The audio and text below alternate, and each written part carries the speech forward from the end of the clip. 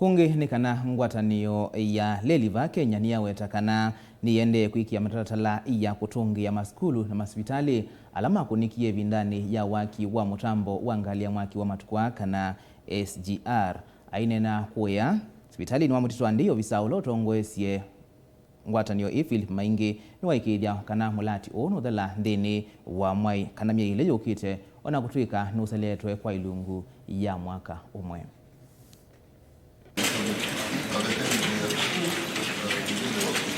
Aitambuka sokoni wa Mtito Andei ulawe kaunti na makuoni emwamba na gavana wa kaunti Profesa Kwathana kuthuma mulati wa sivitali uloko wa kongua Muvia ulotongoesye Waki wa Leli va Kenya.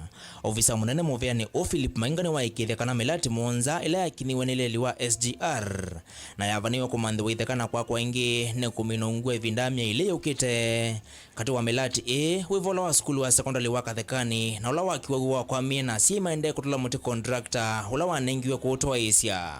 We are glad this morning together with His Excellency the Governor.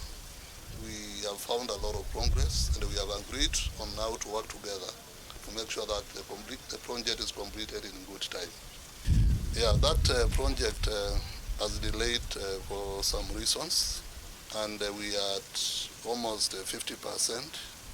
So we expect in the next 2 months again, we have put measures in place to make sure that the school is completed in good time.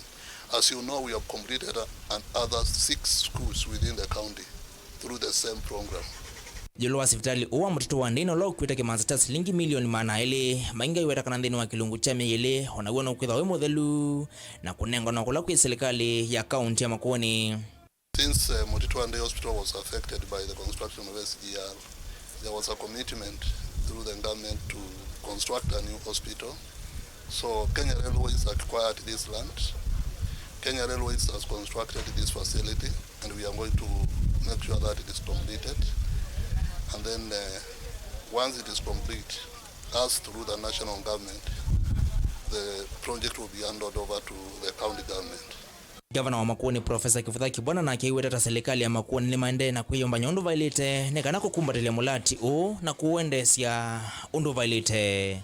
And also Minister of Health, we are in conversation with them so that they help us map out the equipment and medicines and all that required here, so that as the hospital is completed, we also complete the question of equipment and so on, equipment from the old place to here, and the new equipment and requisite facilities.